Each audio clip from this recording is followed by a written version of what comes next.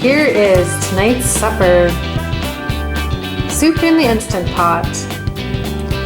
Hi everybody, it's Jessica J.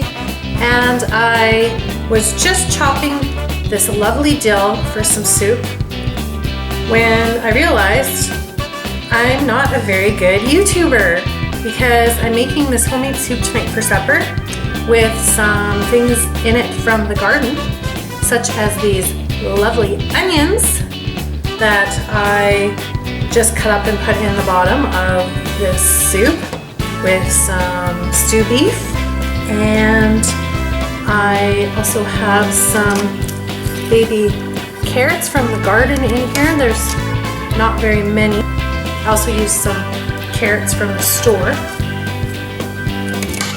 and I thought I would bring out my video camera and show you my soup so you can see what I'm making for supper. And this soup would be absolutely delicious with some tomatoes in it or some canned tomatoes, but I'm trying to avoid tomatoes right now. And another thing I've got ready from the garden right now are these lovely Asian vegetables. Some people call them bok choy. On the package it actually said pak choy, P-O-K, but look how lovely they are.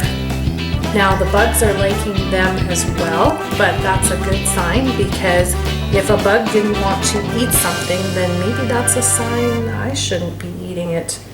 I don't know. So I just gave it a good wash. I also have some kale ready in the garden, so I'm going to actually chop some kale and put it in this soup as well. And what else do I have in there? So I had the onions, stew beef, a little bit of salt, some carrots, some cabbage. Another thing I'm trying to avoid right now are potatoes. Anything from the nightshade family. But this soup would be really good with potatoes. It would actually be really good with some beets. I'm going to chop up these Asian veggies. Throw them in there as well. I've probably put about 1 liter or more of water in there. I did not saute the meat first, so we'll give this a shot and see how it goes.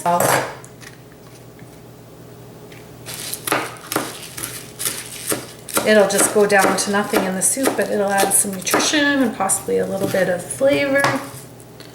And there you have it. You could put salt and pepper. Well, I actually already put some salt. You could put salt and pepper. You could do whatever you wanted. Oh, because I put quite a lot of those onions in here at the bottom, including the green tops. Not everyone would like that much onion. You could add garlic. You could do whatever. Just throw some meat and vegetables into a pot. You could saute the meat first if you wanted. And like I said, you do not have to. This was super easy and super fast. I'm going to put it in the Instant Pot for, let's see, shall I use the meat stew setting or shall I use the soup setting? Well, guess what? They are pretty much identical settings as far as I'm concerned. They're both high pressure settings. Let's check it out. Soup, yeah, it's high pressure normal. And the meat setting, ooh, the meat setting's a little bit, it's not high pressure normal, it's high pressure more. And you know, since there's raw meat in there, I think I'm going to use that one. And I'm going to set it for 35 minutes. So if you'd like to see what I'm doing, I'll grab the camera. I'll show you how easy this is if you've never used an Instant Pot before. So I'm just going to hit cancel. That's the way it'll look right now when you first plug it in. I'm going to put it on the meat setting, which is high pressure more. And I'm going to put it for 35 minutes. Now that's going to make really soft vegetables, but that's okay. I like it that way.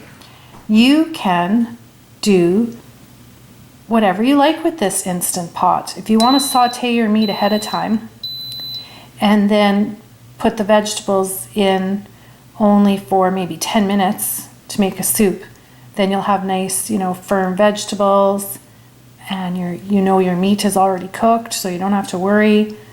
I want to make sure this meat is cooked. I'm not sure how this will turn out, if my vegetables will be total mush or not, but that's okay. I'm not very fussy, and I know it's going to taste marvelous. It's just a soup. We're hungry. We're busy people right now. Brent's working on a new used car that he bought for our daughter, and it needs a lot of little tiny repairs, so he's out in the garage doing that, and I'm kind of just doing my ordinary everyday stuff too. So just thought I would show you. Oh, there's that dill. I'll put a picture of the dill that I used too. What a lovely bunch of dill that was. And all I've got left are these couple little leaves of Asian vegetables that I could eat raw or chop into a salad. Oh, and a little bit of dill here left over too, but that's about it. It's all in the pot. And what are you making for supper? Have you ever used an Instant Pot before? And if you have any questions, just shoot me a comment.